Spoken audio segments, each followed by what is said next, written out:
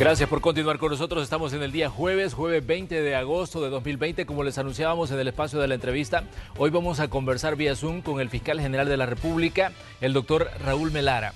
¿Qué es lo que tenemos como telón de fondo y qué ha ocurrido en estos últimos días? Bueno, se han hecho una serie de capturas que, sin lugar a dudas, han sacudido los círculos políticos del país. ¿Por qué? Porque, por ejemplo, entre los detenidos está Gustavo López Davison, quien fue presidente del partido Arena y también un aspirante a una candidatura presidencial por ese partido. Además, se ha detenido a 2 exministros de la Defensa. Además que se han dado otros golpes a personas señaladas de evasión de impuestos. Así que bueno, esto es parte de lo que vamos a abordar esta mañana, pero pongamos algunos elementos en contexto. El trabajo de la Fiscalía General de la República se ha intensificado en los últimos días. A finales de la semana anterior, 2 exministros de la Defensa, un expresidente del COENA y otras personas fueron capturadas por presuntamente defraudar al Estado. Tras varias investigaciones, la Fiscalía reporta que Centrum, la empresa mediante la cual se realizó la permuta ilegal de armas, obtuvo 4.593 ametralladoras FMK3, 83 ametralladoras Uzi, 700 MP5, 32 Steyr y más de 16.000 fusiles G3, entre otros. Respecto a esta acusación, abogados del empresario Gustavo López Davison presentaron el martes una demanda a la Procuraduría para la Defensa de los Derechos Humanos porque aseguran que se han cometido violaciones de garantías constitucionales luego de la captura de su defendido. Otro de los casos mencionados en los últimos días es la acusación contra el expresidente prófugo, Mauricio Funes, y otras 5 personas por los supuestos actos de corrupción que se hicieron después de que la empresa italiana Astaldi abandonara los trabajos de la presa El Chaparral y que posteriormente se llegara a un trato directo y legal que permitió que la constructora recibiera $108.5 millones solo por el 29.9% de la construcción de la obra. Otro de los temas que ha estado en mención es la captura de Miguel Ernesto Daura Mijango, representante legal de la empresa Intratest El Salvador SADCB, quien fue detenido el domingo debido a que, según la acusación de la Fiscalía General de la República, es responsable de evadir $293 millones en impuestos. De acuerdo a los fiscales, Daura Mijango evadió el pago de impuestos de la empresa que representa en el año fiscal 2017, defraudando un monto de $293.036.117, los cuales declaró de forma indebida. Pero para conocer más a profundidad estos casos y otros temas, damos paso de inmediato a la entrevista de Hechos AM. Hoy nos acompaña a través de la plataforma digital el fiscal general de la República, Raúl Melara. Bienvenidos. Así es, saludamos esta mañana al doctor Raúl Melara. Doctor, pues qué gusto poder conversar con usted. Gracias por cedernos parte de su tiempo. Buenos días. ¿Qué tal? Buenos días, Manuel. Es un gusto estar en Hechos. Doctor, hay muchas interrogantes respecto al caso Centrum, que es, digamos, uno de los casos que más ha acaparado atención en estos últimos días. Pero desde su punto de vista, como cabeza de la Fiscalía, digamos, ¿cuáles son esos puntos claves que llevan a la detención de Gustavo López Davison y también de los exministros de la Defensa, Atilio Benítez y David Munguía Payés, entre otras personas?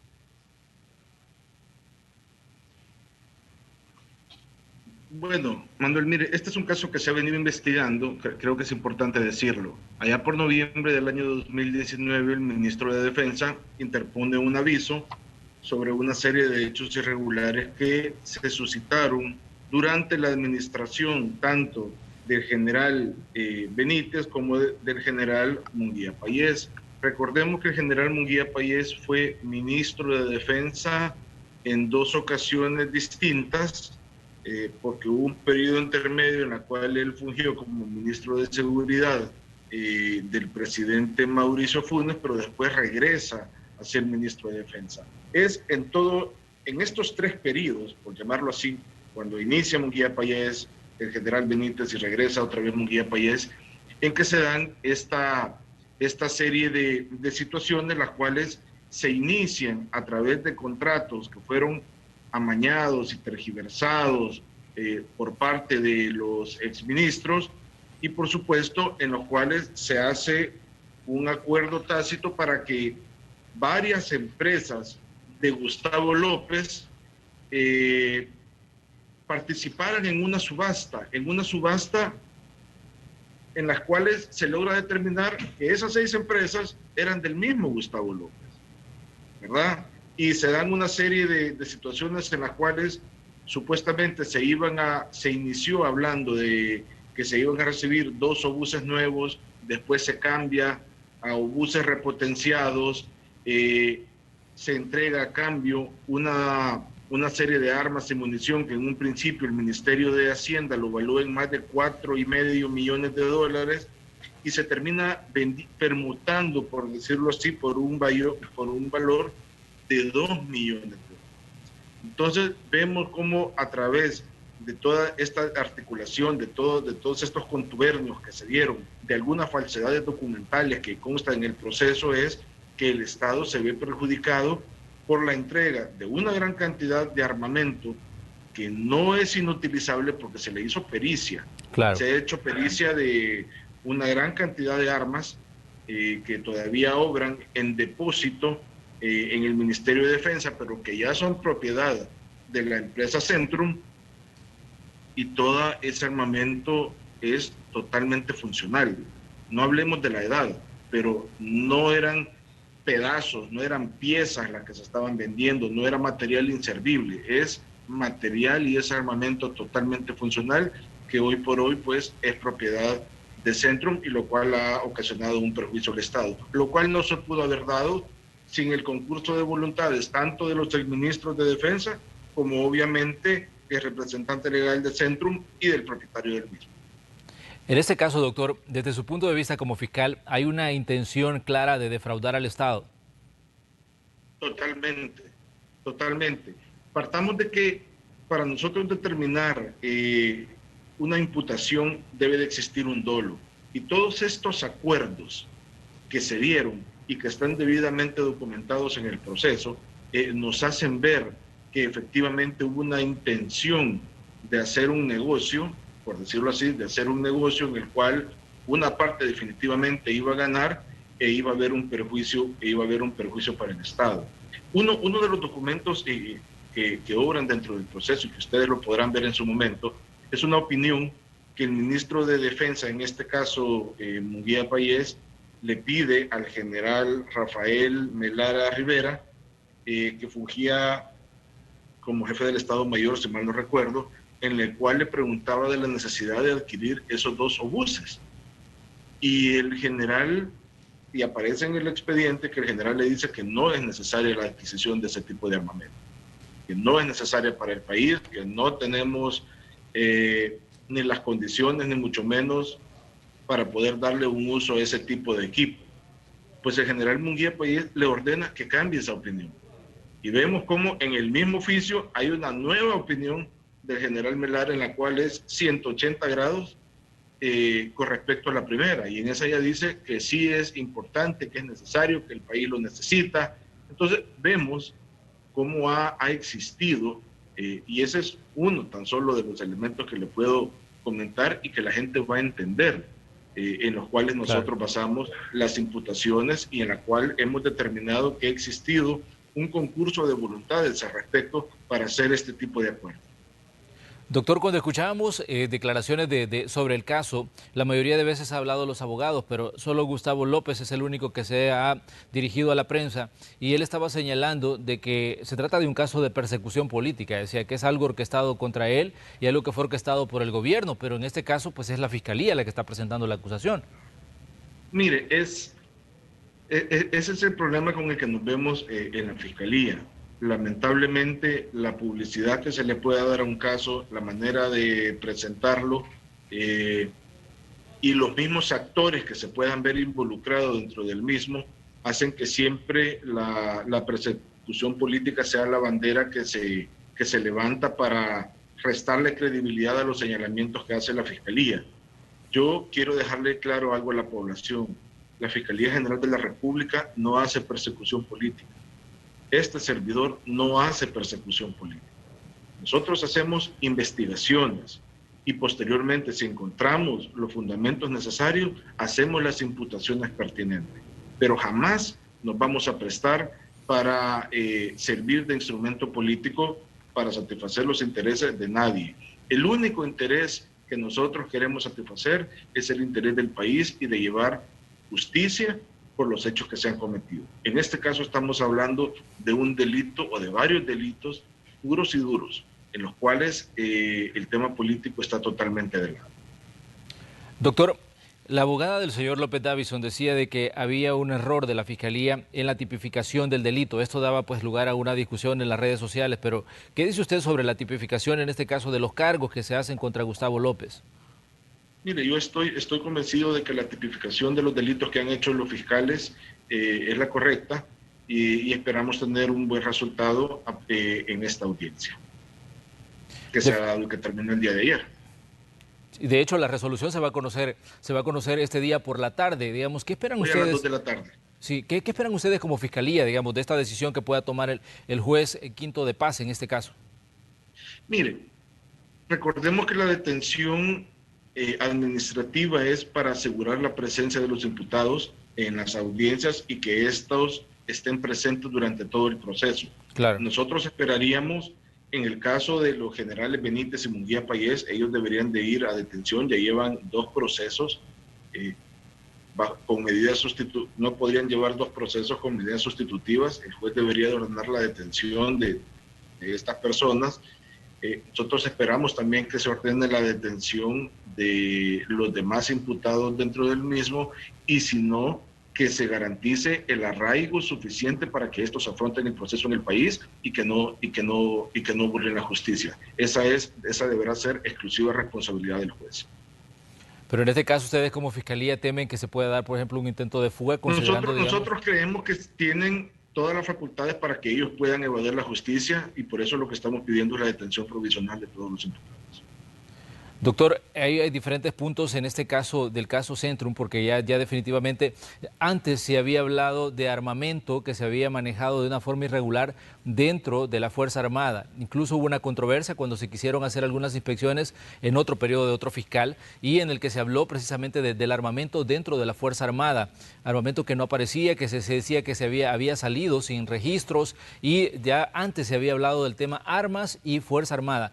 ¿No da esto lugar, digamos, a una investigación un poco más profunda de situaciones que pudieran haber estado ocurriendo en la Fuerza Armada en estos años respecto al manejo del equipo bélico que tiene pues la Fuerza Armada por su naturaleza? Mire, esta es una pregunta muy importante porque usted está ejemplificando lo que ha sucedido en este caso de las armas, que los mismos ministerios de defensas de un mismo partido de gobierno dificultan, obstaculizan o niegan la información para que la gente pueda saber qué es lo que ha sucedido. Y es por eso que casos como este tardan y trascienden quizás periodos presidenciales y son en periodos presidenciales después a donde se logra saber la verdad. Eso es lo que ha sucedido en este caso.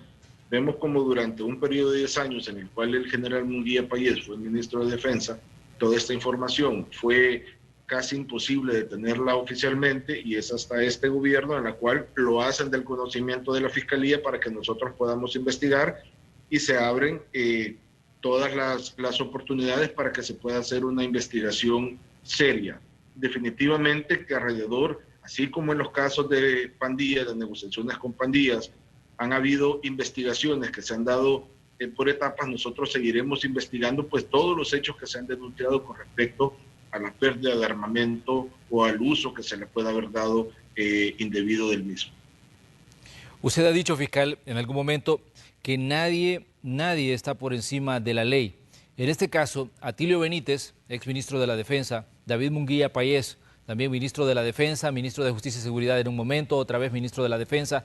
¿Considera usted que ellos han intentado estar por encima de la ley, digamos, y llevar pues adelante los ilícitos de ahora que ahora se les está señalando?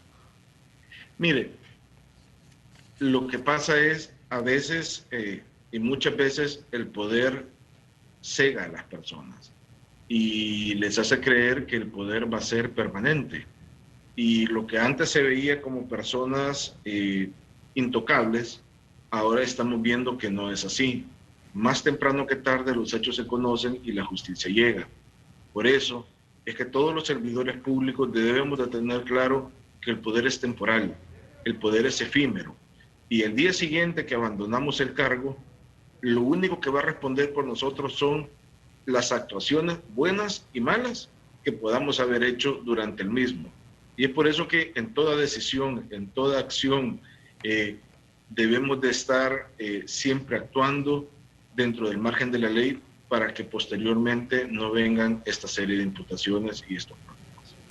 Doctor, ¿pone el descubierto esto, digamos, una trama dentro del Ministerio de la Defensa, dentro de las filas de la Fuerza Armada, sobre el tema armas? ¿Por qué? Porque hasta ahora pues hablamos de 2 exministros de la Defensa, hablamos de otra gente relacionada directamente, digamos, con el Ministerio de la Defensa, pero obviamente podría haber más gente implicada, porque considerando, digamos, los montos, considerando lo que ha venido ocurriendo y la discusión que ha habido siempre por el manejo de armas dentro, se podría hablar de una red más amplia.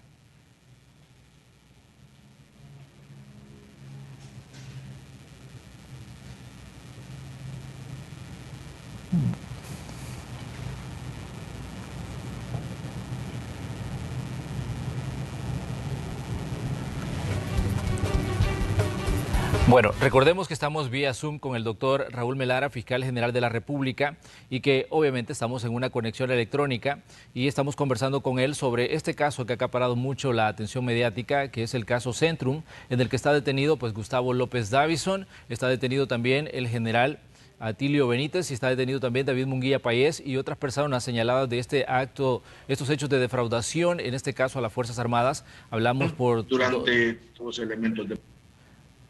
Doctor, ya estamos nuevamente con usted, doctor, en la conexión. Yo le preguntaba sobre el tema de que si esto no podría ser una red más amplia, considerando la discusión y el análisis que ha habido sobre el tema armas en la Fuerza Armada y que hemos visto, digamos, 2 exministros de la Defensa ahora que están pues en este problema con la justicia, pero podría haber una red más amplia digamos, de hechos que tienen que ver con el manejo de armas dentro de la Fuerza Armada.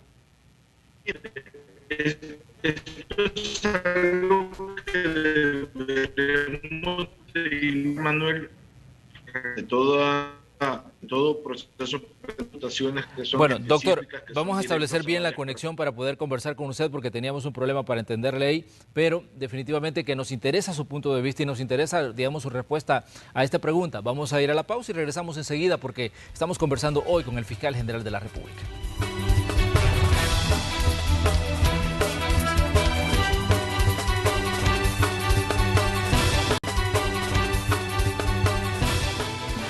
Jueves 20 de agosto de 2020, estamos hoy conectados con el fiscal general de la República, el doctor Raúl Melara. Estamos conversando sobre los casos que han acaparado la atención mediática en estos últimos días. Desde el día viernes, pues han sido días muy intensos en cuanto a información relacionada a detenciones.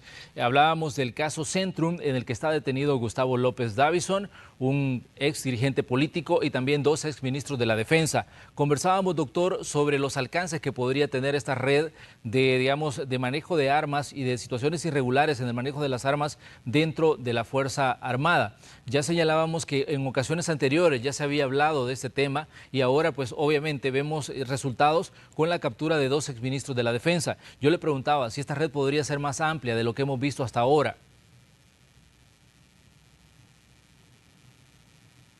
Mire, dentro de todo proceso penal hay imputaciones que son definitivamente determinadas para alguien y esto es algo que deberemos de ver dentro del mismo proceso penal si se abren nuevas vías de investigación. Podrá ser que aparezcan nuevos indicios, nuevas acciones que investigar y en eso nosotros siempre estaremos pendientes y lo haremos de ser necesario. Muy bien, doctor. Otro caso que daba y que llevaba mucho la atención en estos días es la detención del representante legal de la empresa Intratex. Hablamos de Miguel Ernesto Daura. Primero se había dicho que eran pues una defraudación de 293 millones de dólares, una evasión, y luego pues esa cifra se bajó a 5 millones. ¿Qué nos dice de este caso, doctor? Mire, en primer lugar creo que es importante aclarar ese tema. Y yo tengo que agarrar la parte que me corresponde. Hubo un error de comunicaciones, el cual nosotros lo corregimos inmediatamente, en el cual se manifestaba que la cantidad evadida era de 293 millones de dólares, pero no, 293 millones fueron las rentas grabadas durante el año que no fueron reportadas por esta empresa, siendo la evasión de 5.30 y algo millones de dólares.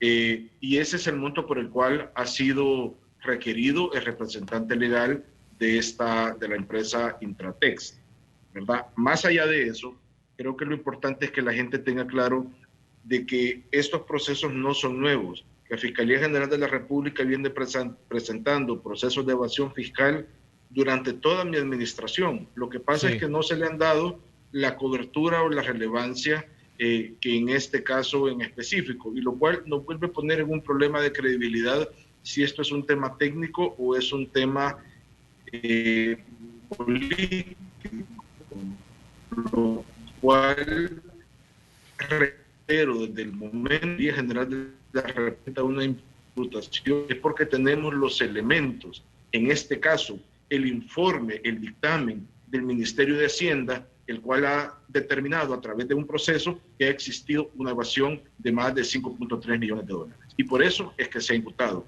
Y seguiremos realizando más imputaciones sobre otras empresas o personas que también, según los reportes del Ministerio de Hacienda y los análisis que se han hecho, han seguido evadiendo al fisco.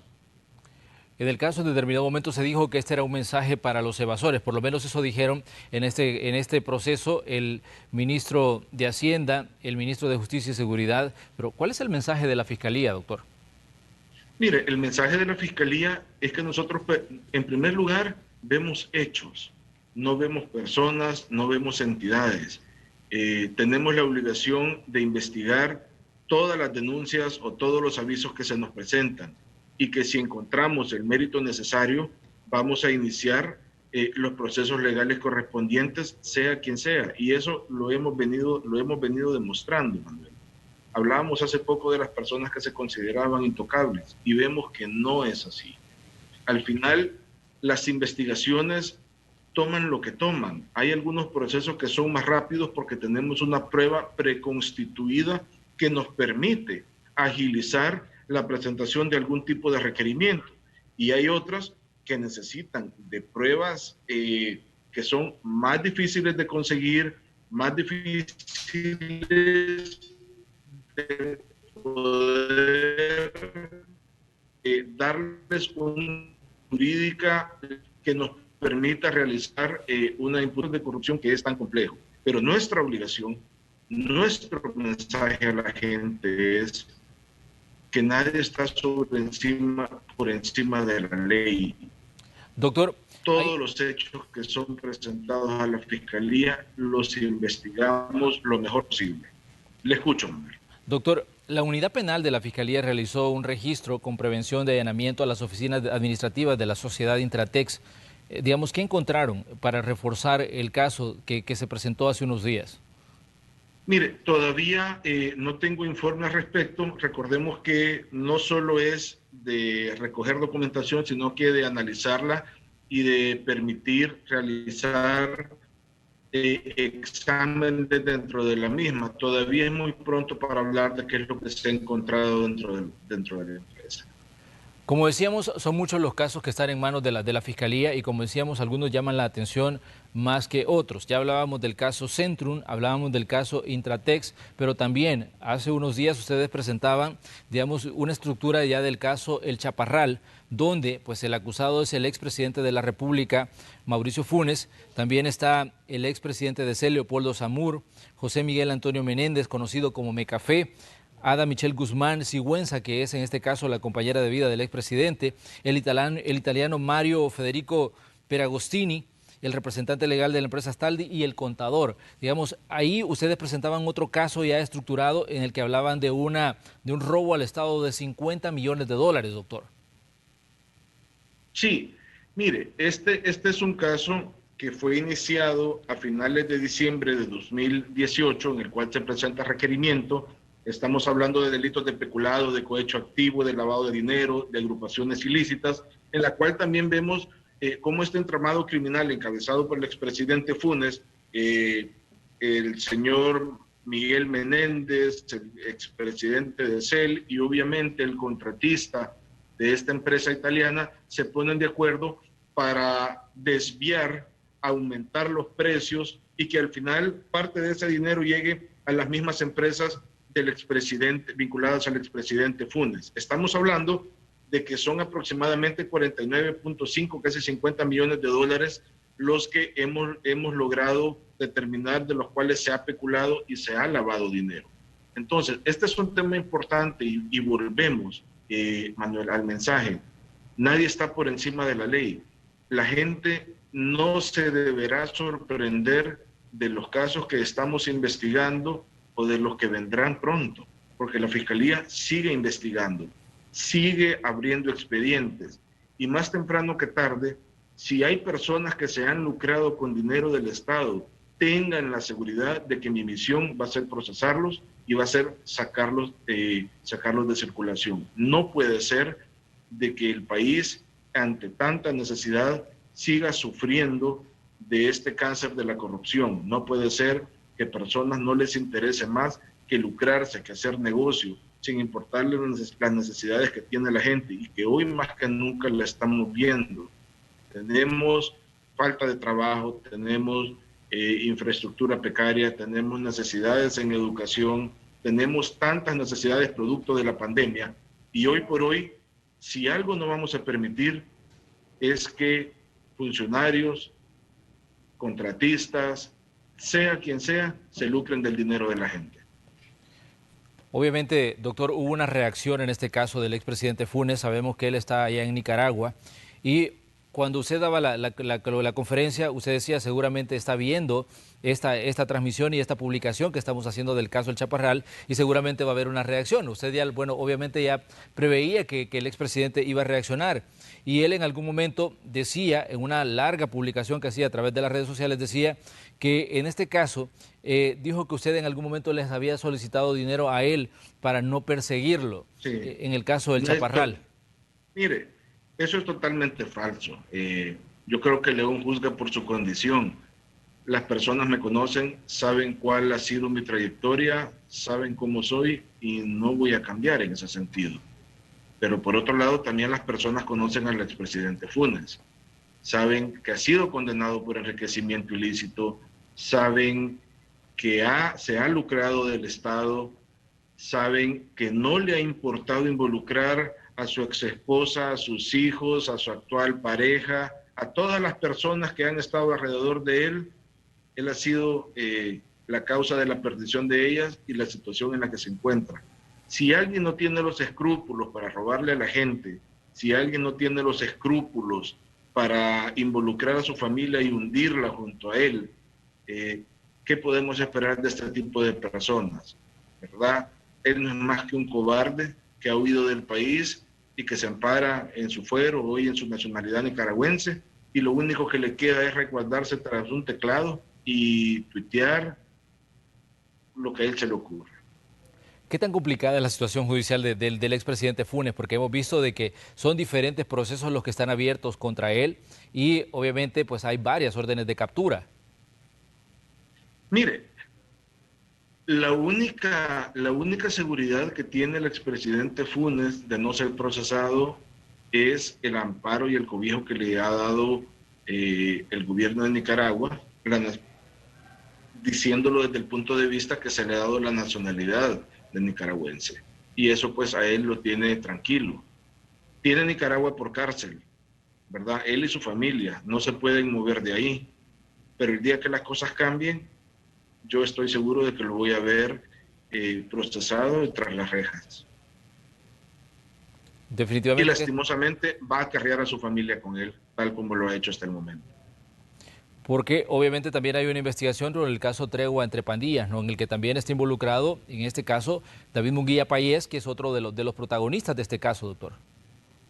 Mire, el expresidente tiene suficientes órdenes de captura como para que las coleccione, tiene procesos abiertos por todos lados,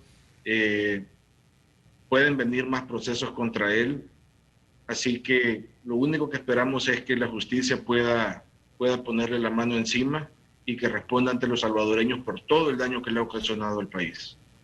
Doctor, como decíamos, son muchos los casos y los procesos que están abiertos, y también hay muchos elementos que investigar y analizar respecto a lo que está ocurriendo en El Salvador. Fiscal, usted en determinado momento dijo que había investigaciones abiertas por el manejo de los fondos destinados a la atención de la pandemia. ¿Cuál es el estado de estas investigaciones, doctor? Mire, la Fiscalía General de la República ha recibido una serie de avisos, hay noticias criminales, acerca de todo lo que ha sucedido durante la pandemia, sobre el uso de los fondos también destinados para la misma, y nosotros estamos trabajando y estamos adelantando, pero también, y hay que ser suficientemente claro, porque a veces las personas no entienden, nosotros dependemos de informes de otras instituciones para poder terminar de determinar si existen los elementos necesarios para hacer una imputación y poder requerir a alguien. Así como en este caso, Manuel, de Centro, nosotros requerimos de la información y de los informes y de las pericias que nos puede haber proporcionado el Ministerio de Defensa, así como en los casos de medio ambiente, nosotros necesitamos dictámenes del mismo ministerio para determinar, por ejemplo, si hay depredación de flora, de bosques, etcétera. Así en este caso necesitamos esperar el resultado de la auditoría de la Corte de Cuentas.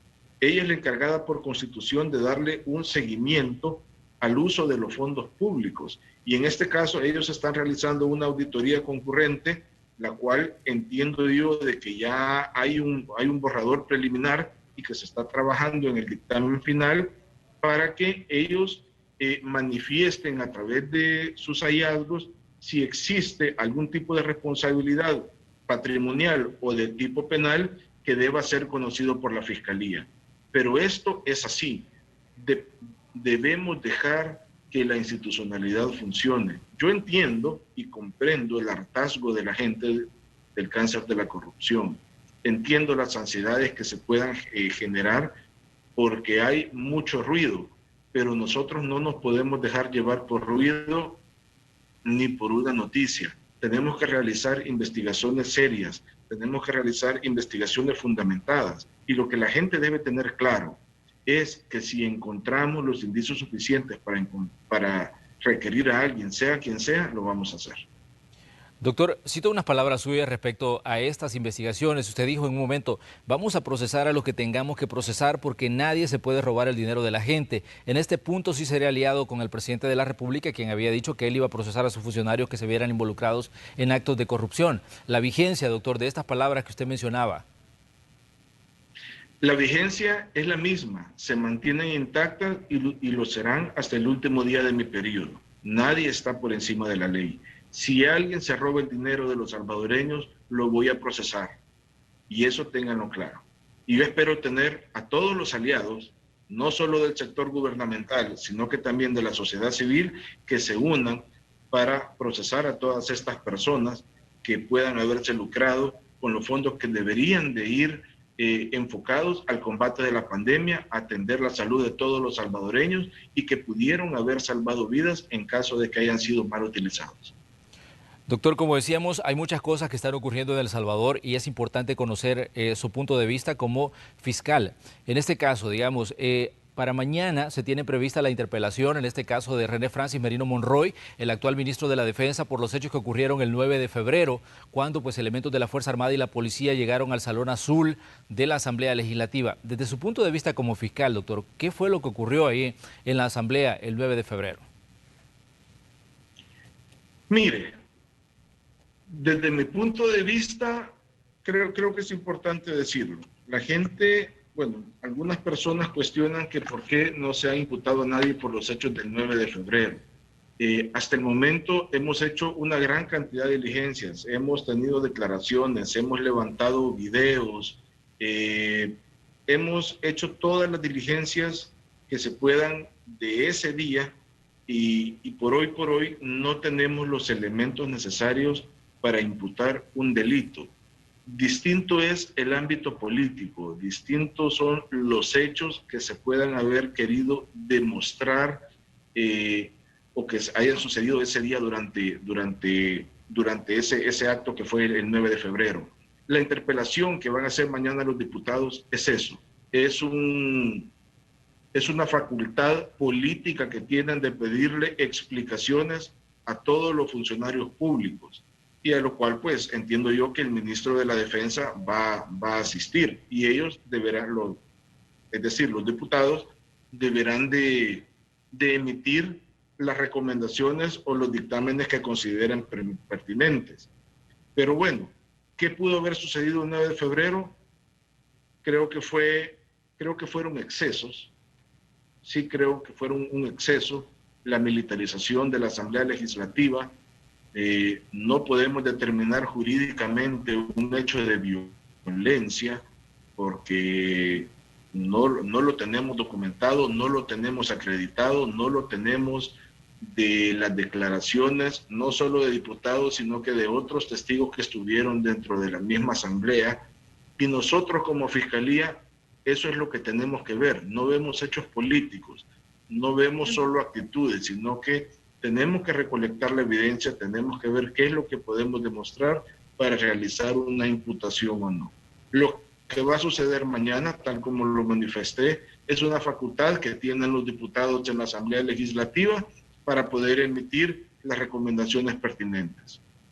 Obviamente ustedes han desarrollado su propia investigación. ¿En algún momento se va a dar un informe de esas investigaciones donde se está pues mencionando lo que usted decía, que hasta ahora pues no han encontrado los elementos como para comenzar un proceso? Sí, mire, lo podemos hacer y no tenemos ningún problema en hacerlo. De hecho, ya algunos diputados nos han citado, nos han pedido explicaciones y nosotros las hemos hecho con la mayor transparencia.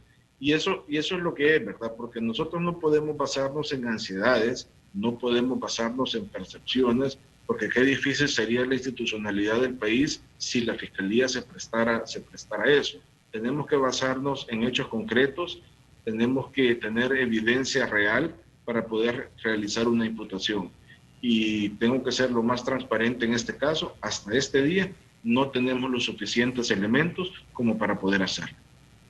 Doctor Melara, el 29 de julio era noticia que la Fiscalía estaba promoviendo una demanda civil en el Tribunal Segundo de Instrucción en contra del Partido Arena y de un banco en relación con el donativo de $10 millones que se hizo en el año 2001 por parte de Taiwán en el tema de los terremotos. Hasta ahora, pues obviamente, este es un caso que también se ha mantenido en el tiempo y que sigue pues llamando mucho la atención. ¿Qué decir sobre este proceso, doctor? Mire, recordemos algo, cuando yo llego a la Fiscalía General en enero del 2019, muchas personas pues cuestionaron que este era uno de los casos que no se iba a presentar. Claro. Y fue el primero que presenté. Lastimosamente, y digo lastimosamente porque se nos ha imposibilitado perseguirlos penalmente. Hay una resolución de la Sala de lo Penal en la cual establece que el periodo para realizar una imputación prescribió, ¿verdad? Entonces eso nos inhabilita y prescribió obviamente mucho antes que yo llegara a la Fiscalía. Claro. Eso nos inhabilita para hacer esa persecución de tipo penal. Pero sí, algo que yo recalqué también el año pasado es que íbamos a ir tras el dinero y lo estoy cumpliendo. No nos conformamos solo con haber iniciado la acción penal, la cual tuvo esa limitante, sino que hoy estamos iniciando la acción civil. Y hoy por hoy podemos hablar de que estamos en camino de recuperar esos $10 millones y más, obviamente lo que se haya generado en intereses legales, costas procesales, y que debe devolver a las arcas del Estado. Yo reitero mi compromiso, ese dinero se va a recuperar. ¿Será el Partido Arena el que va a pagar, doctor? Pues mire, no sé si será el Partido Arena. Nosotros vamos a recuperar el dinero de entre todos los imputados y de donde podamos lo vamos a recuperar. Al final, lo más importante en este caso es enviar una señal de que tampoco podemos lucrarnos del dinero que iba destinado para los salvadoreños, en este caso para atender otras necesidades importantes, como fueron las consecuencias de los terremotos de 2001, y que este dinero debe devolver a las arcas del Estado para que se ponga en beneficio de los salvadoreños. Ese es mi compromiso y tengan la seguridad de que ese dinero se va a recuperar. Como decíamos, doctor, hay una cantidad de casos importantes y que generan mucha atención a nivel mediático. Me gustaría que me diera su punto de vista también sobre el caso de Sigfrido Reyes. Él aparecía el 28 de julio en una entrevista aquí en El Salvador y él decía de que él no está huyendo, sino que está asilado en México y que hablaba que es víctima de una conspiración política también. ¿Qué nos dice usted sobre este caso, ya para cerrar esta conversación con usted, doctor? Yo vuelvo y le reitero, Manuel, realmente vemos cómo todos los exfuncionarios que están siendo procesados hablan de persecución política. Nosotros no perseguimos políticamente a nadie. Él se fue y se asiló en México y ahí está, ¿verdad? Y hoy por hoy, pues, ahí estará, pero los procesos siguen contra las demás personas. Serán los tribunales los que digan si tuvimos o no tuvimos razón en realizar las imputaciones correspondientes. Pero yo les reitero, la Fiscalía no hace persecuciones políticas. La Fiscalía recibe los hechos, los investiga, los analiza y realiza las imputaciones pertinentes en caso de que sea necesario. Doctor, le queremos agradecer que nos haya cedido parte de su tiempo en esta mañana. Obviamente sabemos que hay mucha información que está fluyendo desde la Fiscalía General de la República. Hemos dado un vistazo a esos casos que son como los más importantes y que están acaparando mucha atención mediática y pues queríamos conocer sus evaluaciones como Fiscal General de la República. Le agradecemos, doctor, por su tiempo. Manuel, muchas gracias y un saludo a todos los televidentes de Hechos AM. Muchas gracias, doctor. Que tenga usted buen día. Vamos nosotros a una pequeña pausa comercial y cuando regresemos más de Noticiero Hechos, más información, más datos, más reportes del tráfico y también estamos pendientes del clima porque hemos tenido lluvias y hay una situación un tanto delicada con el tema de las cárcavas que se están formando. Así que le pedimos a usted que siga con nosotros.